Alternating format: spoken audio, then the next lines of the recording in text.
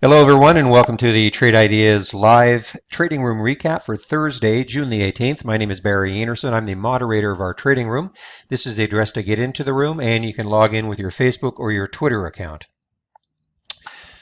All right, actually, not a super active day for me, which is, you would think is a little surprising with the market up, well, it's up 191 right now, but it was up over 200 before.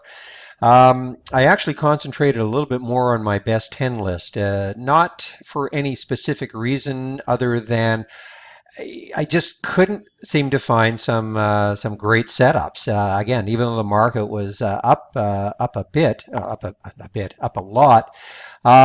You almost felt like I was trying to chase stocks and waiting for pullbacks that didn't happen.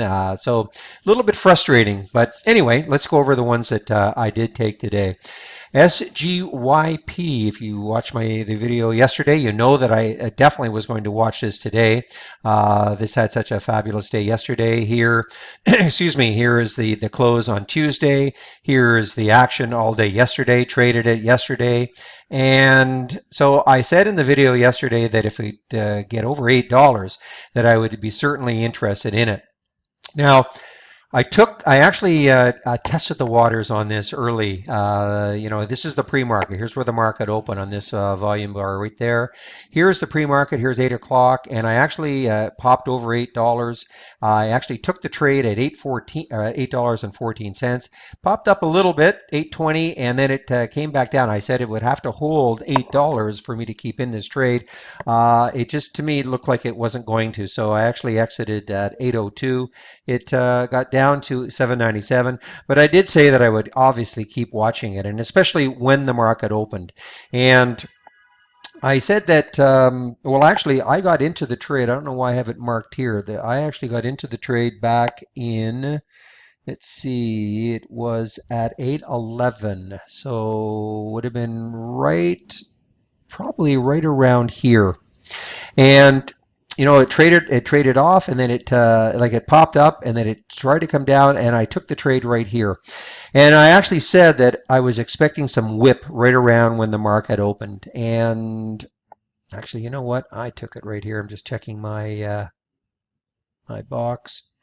Took it right there, and it did close up here, and then but I said that I was expecting a lot of whip right when the market opened, and I was able to hold on. I know it went down to 792, but it was very fast that happened. You can see the volume that just poured in immediately. 4.3 million shares in the first 5-minute candle, and so I was able to hold on though, and I exited the trade, some of it at 830. Some here at 849, and then the balance here at 842. It is now up at 872. Take a look at the daily chart on this, and I think it still has, take a look at the weekly. Yeah, it still has, you gotta actually have to look at the monthly. Here we go. So here's where, some of the resistance will be. But you have to remember that this could be all for naught. I mean, this is back in 2010 too. So, I mean, it's broken through all that. And, again, when I read the news yesterday on their drug, it is past phase 3, and now they're just looking for, I guess, starting to manufacture the drug. And I think that is obviously then something that is going to completely capture investors' attention going forward, especially I think they're talking about in the fourth quarter. Now, can they make money selling it? There's another question. I mean, that's always going to be the big deal. Can you make money selling it? But right now, it is definitely a stock that is on the move and on everybody's watch lists and charts. So I'll certainly again watch this one tomorrow. In fact, if it goes over 9, today, that could be a really great sign. And anyway, I'll have to watch it tomorrow. So let's get back to the 5-minute chart. Now the next one was TRIP. Now obviously this was a frustrating one. I got in at the wrong time. It didn't kill me or anything like that, but this was one that just was incredible yesterday. And it started off the same way, but if you look at what it did yesterday, I mean, here, and this was intraday, $76 to a high of 88. I mean, a $12 lift. This was intraday. This was nothing that happened, on the when the market opened. And this was this is at 12:30, a sleepy time of the day, and it just took off. And we're all kind of bemoaning the fact that, well, most of us kind of. It's not that we missed it. When I say we missed it, it's just that there were a few opportunities. I mean, arguably right here would have been one, but after that, I mean, you're just in complete chase mode. Very difficult to get into it. So that's why it made my top list, my best 10 list. I definitely wanted to watch it. So again, it just popped up. It was very whippy. I mean, these candles. This is at 87.77. Sorry, it's 87.65, 86.70. So you're talking about $1 there. So, tough to get in. It looks simple. Well, why not just buy it right there? But I mean, it was whipping around. You just never know, especially something that's gone up so much the day before.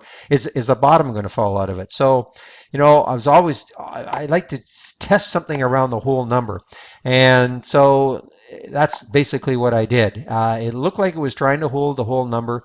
I got into the trade at actually 89.92, but I stopped myself out right very quickly at, it's hard to see if I did this.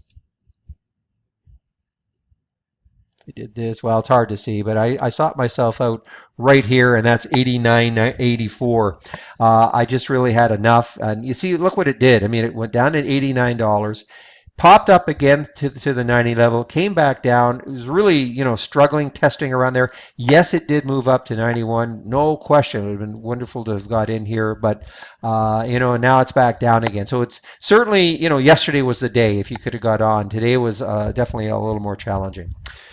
Now, David's teas. Yesterday, I shorted this one, and as I said in the video, that I was very surprised that there were shorts available. Excuse me. In fact, I was thinking that I was going to be shorting Oracle at the beginning of the day. Oracle had bad earnings, bad revenue, bad guidance.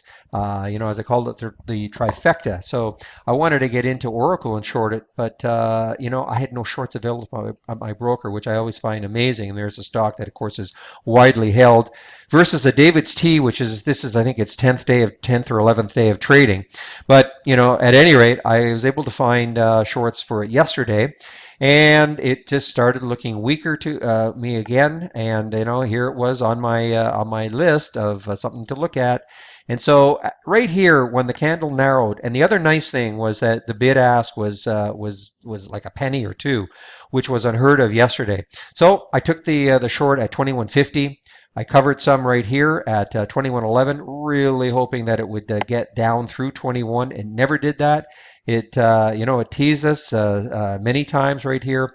And on this action right here, I covered the last part of my short at 21.23. And that is it. So actually, I mean, it was kind of a boring day for me. I was actually in a couple of meetings, too, so I was a little bit distracted there. I did trade CHRW very briefly. This came on the Reform, which I've posted before, the Reform alert. It didn't really do that much. I got in at 65.17, exited at 65.30, and exited the last bid at 65.14 for a bit of a loss. So, so a couple of losses on this SGYP, the first part of it, a little bit of a loss here. And again, surprising with the market up, we're now 198, but the market's got another hour and 15 minutes, so I may just try to hop in there and see what I can do in the power hour. So that's it for today. Again, here's the address to get into our room.